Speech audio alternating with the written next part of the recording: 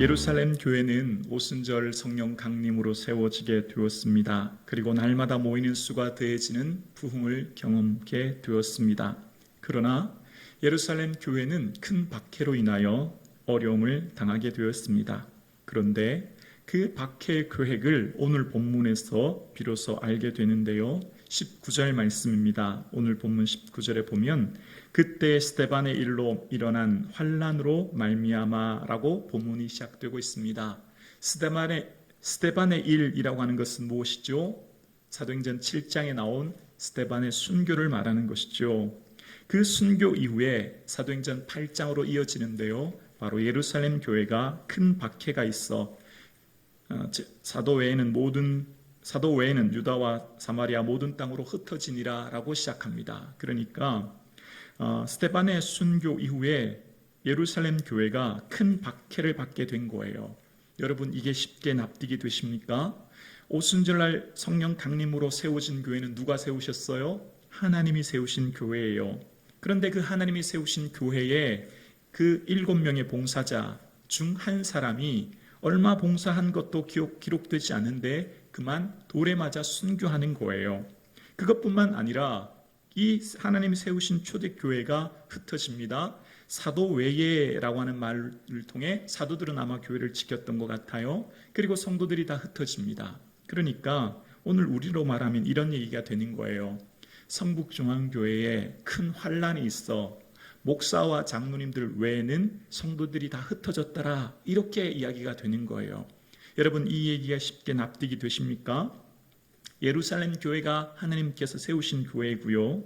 하나님 세우신 교회인데 아니 사도 외에 다 흩어졌다니, 당장 인간적인 생각으로 어떤 생각이 드십니까?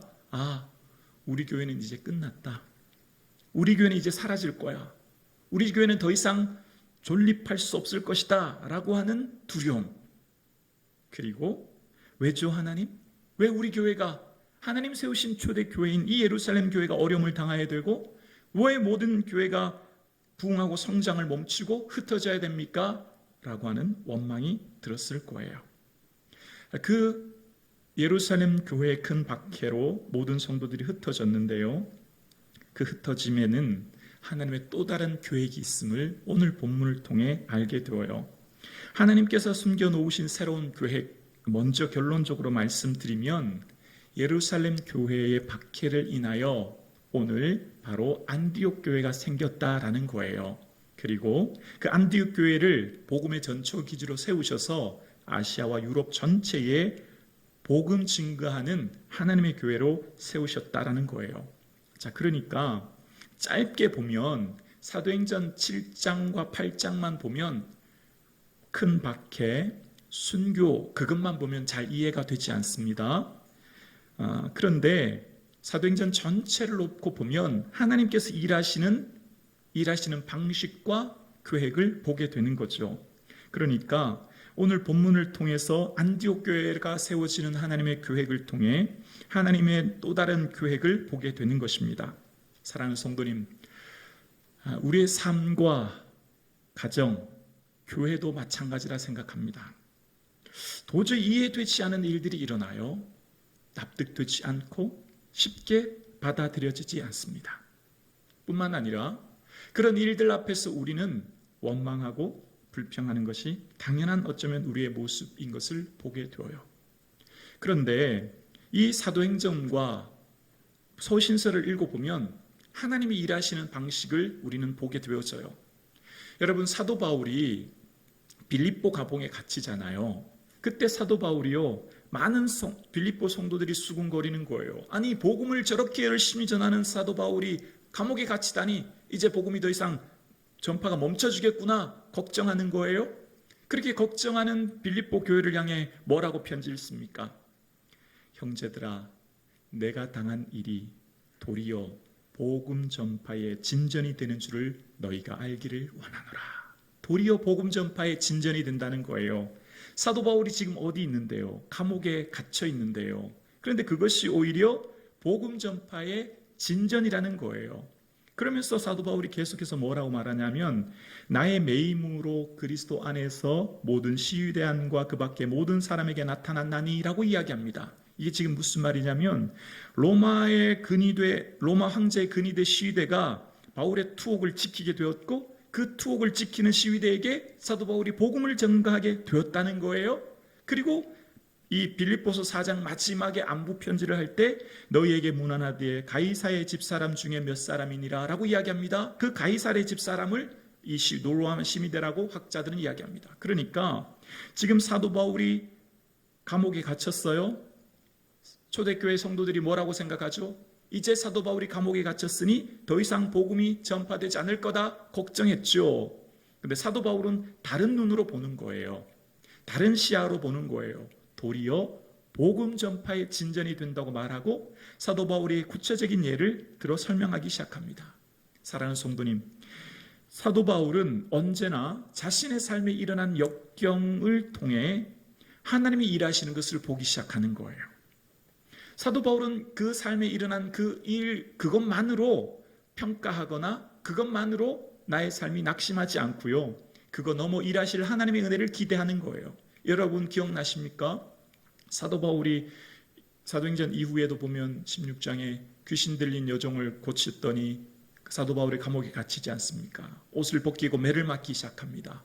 그런데 그때 하나님을 찬송하고 기도했을 때 큰 지진이 일어나고 그때 간수가 자결하라고 할 때 그에게 복음을 증가합니다. 그리고 그 집 전체가 구원을 받게 되었죠. 세례받습니다.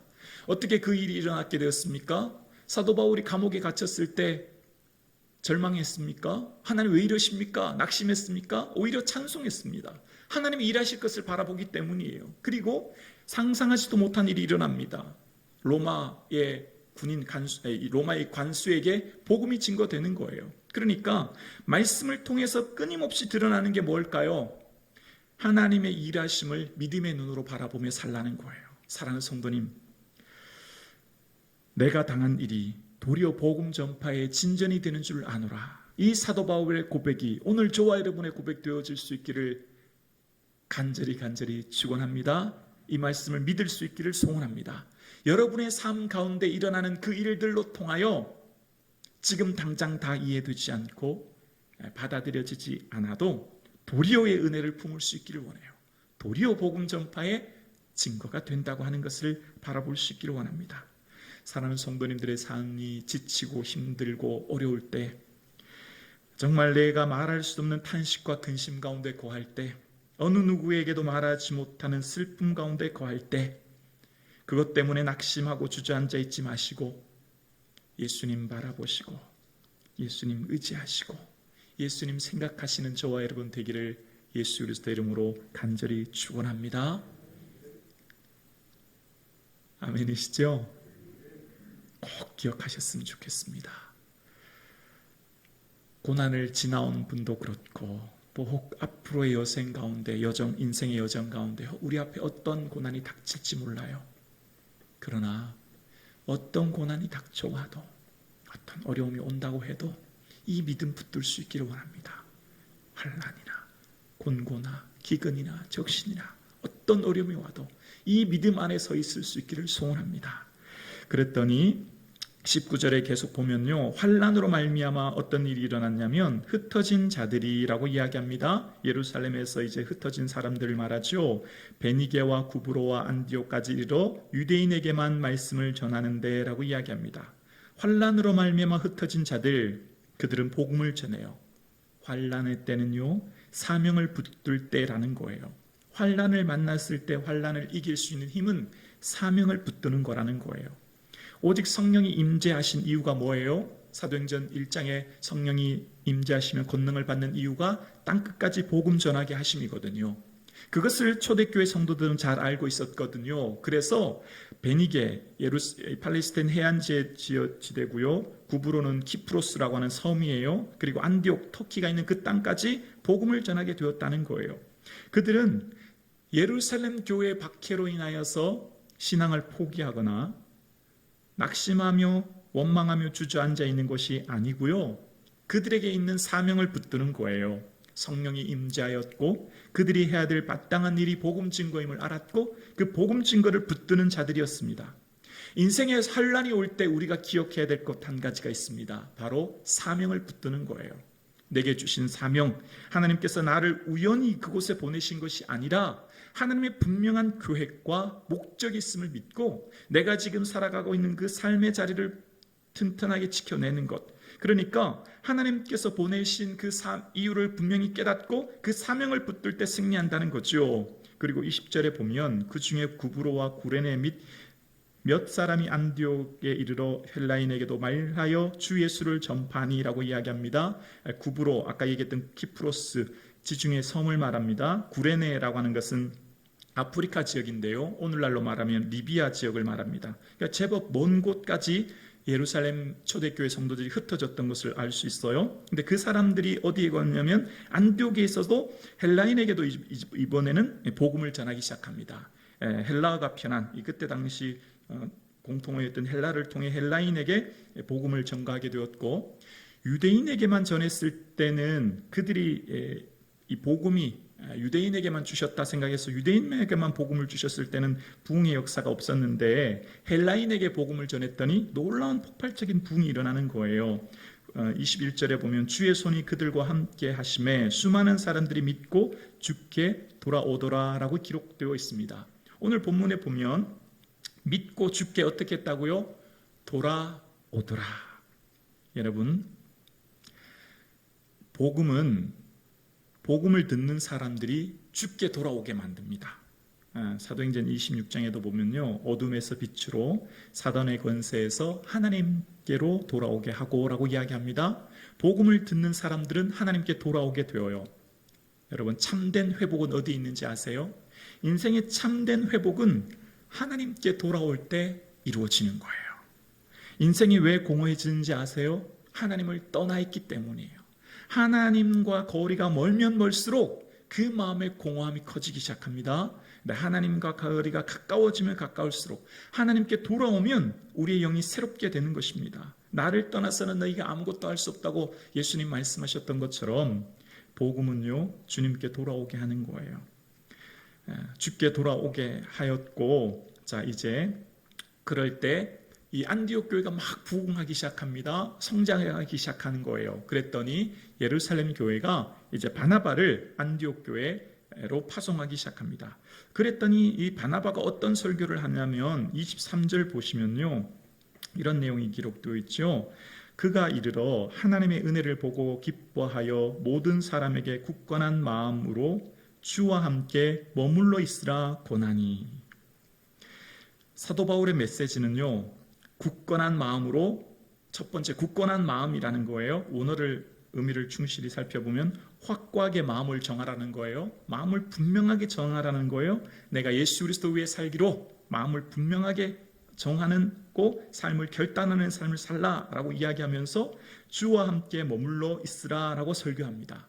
저는 이것을 이렇게 생각해요. 주와 함께 버티라. 저는 이렇게 생각해요. 고난이 오고 어려움이 오지만 믿음으로 버티세요 라고 바나바가 설교하는 것입니다. 바나바는 다른 말 하지 않고요, 마음을 굳건하게 하고 주 안에 주와 함께 버티십시오, 그 설교하는 거예요. 여러분, 믿음은 뭘까요? 버티는 거예요. 버티는 거예요. 힘들고 어렵죠. 지치고 낙심될 때가 한두 번이 아니에요. 왜요, 하나님? 왜죠? 왜 나를 이곳에 보내셨죠? 그 마음이 들 때 버티는 게 믿음이에요. 바나바는 버티래요. 마음을 굳건하고 버티래요. 사랑하는 성도님, 오늘 이 말씀을 살아계신 하나님 말씀으로 믿고 아멘 할 수 있는 은혜가 있기를 주 이름으로 축원합니다. 만약에 저한테 다른 크고 좋은 교회에서, 좋은 교회가 어디 있겠습니까? 우리 교회가 제일 좋지. 더 성도님들도 많고 무슨 대우도 더 좋은 교회에서 청빙하겠다고 연락이 오면 제가 갈까요, 안 갈까요? 안 가죠. 천만의 말씀입니다. 버티는 거예요. 있는 거예요. 우리 교회보다 더 좋은 교회가 어디 있어요? 절대 안 갑니다. 믿으실려니까 모르겠습니다. 어디든지 어떤 곳이든지 100% 완벽한 곳은 없어요. 다 부족하고 연약하고 내 마음에 100% 드는 그 어떤 공동체 없어요. 다 어려운 거예요. 그래서 나를 보내신 거예요. 그것 때문에 그 일 해결하라고. 그 공동체의 문제가 보이죠. 어려움이 보이죠. 그것 때문에 날 보내신 거예요. 그 일 해결하라고. 버티라고.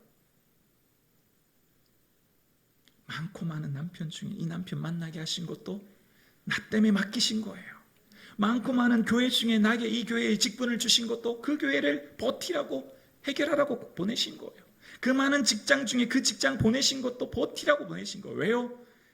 주께서 주의 일을, 주님을 대신해서 그 자리를 지키고 그 공동체를 품고 그 아픔을 품어서 일치하고 사랑으로 만들도록 주님이 보내신 거예요. 여러분, 버티면, 버티고 또 버티면 하나님이 세우실 날이 와요. 하나님이 해결하실 날이 와요. 버티고 버티면, 버틸 때는 그 버티는 것이 끝이 보이지 않아요. 이 터널 끝이 보이지 않는 것처럼 앞이 캄캄해요. 숨이 막혀요. 버티고 버티면 해결은 하나님이 하셔요. 저는 오늘 본문을 묵상하면서 요셉이 기억났어요. 요셉은 버티기의 명수 아닙니까? 버티고 또 버티는 거예요. 어떻게 버텼을까요? 하나님이 보내셨다. 그 믿음이 있기 때문이에요. 그래서 그는요, 마지막에 형들 앞에서도 그런 고백하잖아요. 그런즉 나를 이리로 보내신 이는 당신들이 아니요 하나님이시라. 하나님이 보내셨다는 믿음이 있기 때문이에요. 여러분들 그 자리를요, 누가 보내셨어요? 하나님 보내신 거예요. 김부기 목사를 성북중앙교회로 누가 보내셨어요? 하나님 보내신 거예요. 여러분들, 여러분의 삶의 자리를 누가 보내셨어요? 우연이 아니에요. 어쩌다가 아니에요. 친구의 소개로가 아니에요. 하나님 보내신 거예요. 그렇기 때문에 그 삶의 자리를 버티는 거예요. 삶의 자리가 힘들고 어려워요. 힘들지 않은 인생이 누가 있나요? 다 어려워요. 힘들고 지치고 어려울 때 우리가 기억해야 될 게 뭘까요? 머물러 있는 거예요. 주와 함께 머물러 있으라. 머물러 있는 거예요. 뒤에는 애굽의 특별병거 600성, 우리로 말하면 탱크 부대가 없고 앞에는 홍해가 막혀 큰 바다로 막혀 있는데, 아니 우리가 애굽에 매장지가 없어서 우리를 이곳에 보냅니까? 라고 한탄하는 그들에게 하나님 뭐라고 말하십니까? 너희는 가만히 있어. 내가 하나님 됨을 알지어다. 가만히 있으라는 거예요. 누가 하신다고요? 하나님이 하신다는 거예요. 하나님이 하신다는 거예요. 하나님은 우리의 피난처시오 힘이시니 환난 중에 만날 큰 도움이시라. 그러므로 땅이 변하든지 산이 흔들려 바다 가운데 빠지든지 바닷물이 뛰놀며 그것이 넘칠지라도 우리는 두려워하지 아니할지로다. 너희는 가만히 있어. 내가 하나님 됨을 알지어다. 내가 온 세상 중에 높임을 받으리라. 여러분, 변할 것 같지 않은 땅이 흔들려요. 늘 그 자리에 있을 것 같은 산이 흔들려요. 바닷물이 뛰놀아요. 이 세상에 믿을 수 있는 게 아무것도 없어요.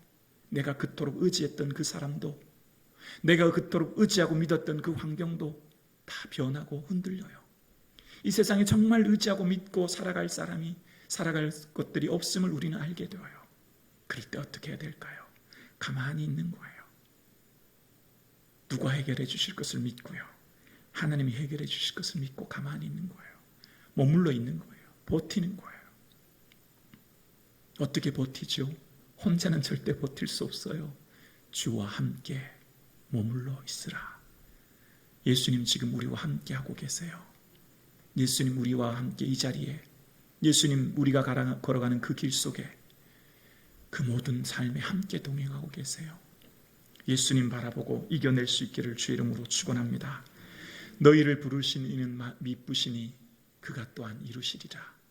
하나님이 저를 성북중앙교회를 보내셨으니 성북중앙교회 일은 누가 이루어 가셔요? 하나님이 이루어 가실 거예요.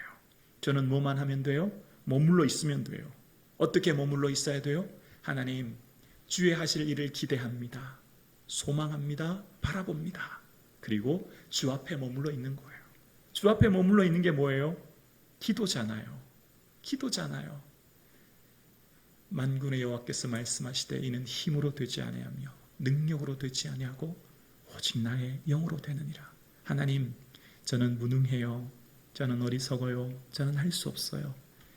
주께서 하실 일을 기대합니다. 바라봅니다. 그리고 주께서 하실 그 자리에 묵묵히 머물러 있는 거예요.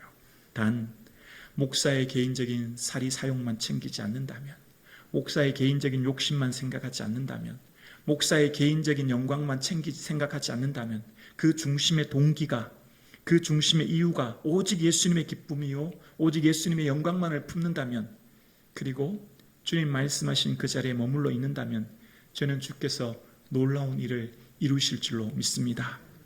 걱정하지 않습니다. 제 자신이 개인적인 욕심만 생기지 않고 그저 주 앞에 머물러 있으면 주께서 우리를 통해 일하실 일들을 하시기 때문입니다. 기대하십시오. 바라보십시오. 여러분의 삶과 가정, 우리 교회를 통해 하나님이 어떻게 하실 일들을 꿈꾸십시오. 바라보십시오. 기대하십시오. 하나님이 여러분의 삶, 여러분이 주님을 사모하여 주께 예배하고 주님 앞에 나와 살아가는 그 삶 주님 기억하고 계십니다. 낙심하지 마십시오. 주님이 우리를 이끌어 가실 것입니다. 주께서 그 문제 해결하실 거예요. 하나님께서 행하실 놀라운 일들을 꿈꾸시는 저와 여러분 되기를 소원합니다. 아멘이십니까?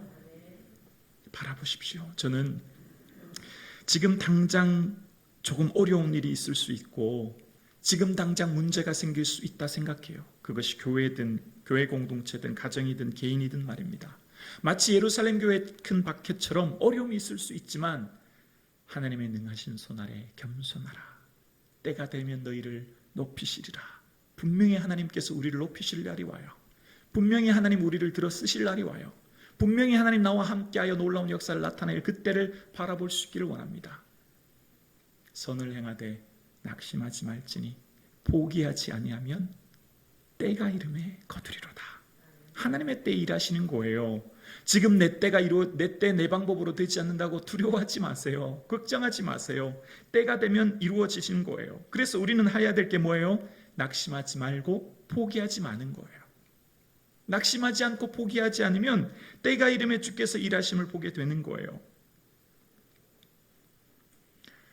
예루살렘 교회 박해가 일어났을 때 그들이 다 이해할 수 없었지만 주님께서는 안디옥이라고 하는 장소에 하나님의 복음의 전초기지를 세우시고 이후에 28절 이하에 보면 글라우디오 황제 때 큰 흉년이 들 때 오히려 안디옥 교회가 모교인 예루살렘에 구제 헌금을 보내는 것을 보게 되어집니다. 어려움을 도와주는 것을 보게 되어요. 오히려 예루살렘 교회가 세운 개척교인 안디옥 교회의 도움을 받는 거예요. 하나님께서 하시는 일은 지금 당장 이해할 수 없고 깨달을 수 없지만 머물러 있는 거예요. 그 자리를 지키는 거예요. 사도행전 14장 22절에도 보면요, 제자들이 마음을 굳건하게 하여 이 믿음 안에 머물러 있으라 권합니다. 이게 누가 한 설교인지는 정확하게 바울이 했는지 바나바가 했는지는 나와 있지 않지만 저는 그냥 말씀을 묵상하면서 바나바다 그렇게 생각해요. 왜냐하면 오늘 본문과 거의 비슷하기 때문이에요. 바나바의 메시지는 단순하고 심플한데요, 다른 말 하지 않아요. 마음 굳건하게 하고 믿음 안에 지켜라. 그 자리를 지켜라. 이게 바나바의 설교였어요. 실제 여러분 바나바도요, 바나바의 삶이 그랬습니다. 그러니까 바나바는 여러분 잘 아시는 것처럼 원래 이 키프로스라고 하는 이 지중해 섬이 고향인데 이 사도행전 4장에 보면 알잖아요. 그 땅을 팔아서 성전에 드리잖아요. 거기 원어에는 큰 땅이거든요. 큰 밭이에요. 그랬더니 처음에 시작은 그는 평신도로 시작해요. 원래 그는 처음 평신도였잖아요. 그런데요, 이후에 안디옥 교회가 그의 믿음을 인정하고요, 그를 어디로 보내요? 안디옥 교회 담임 목사로 보내요. 평신도가, 죄송해요, 이게 성직에는 이 계급이나 차별이 없지만 신뢰를 말하는 거예요. 처음에 이 안디옥 교회 이 바나바가 처음에는 그냥 평신도였죠. 근데 어떻게 해요? 예루살렘 교회가 누구를 보내요? 바나바를 보내는 거예요. 담임 목사로 간 거예요. 안디옥 교회 개척교회 담임 목사가 됐죠. 근데 거기서 머무르지 않아요. 이후에 안디옥 교회에서 나중에 선교사를 파송해요. 그때 누구를 보내요? 바나바를 또 보내요. 안수에서 바나바를 보내요. 선교사가 되는 거예요. 누가 옮기시는 거예요? 머물러 있으면 옮기시는 거 누가 옮기시는 거예요? 하나님이 옮기시는 거예요. 머물러 있으면 옮기시는 거 누가 옮기시는 거예요? 하나님이 옮기시는 거예요. 처음에 어디 있었는데요? 예루살렘에 있었는데 안디옥에 있었는데 선교지로 하나님이 옮기시는 거예요. 머물러 있으십시오. 버티십시오. 이겨내십시오. 인내하십시오. 옮기시는 것은 누가 옮기신다고요? 하나님이 옮기시는 거예요. 세우시는 건 누가 세우시는 거예요? 하나님이 세우시는 거예요. 바나바의 믿음을 보고 누가 세우셨어요? 하나님이 세우시는 거예요.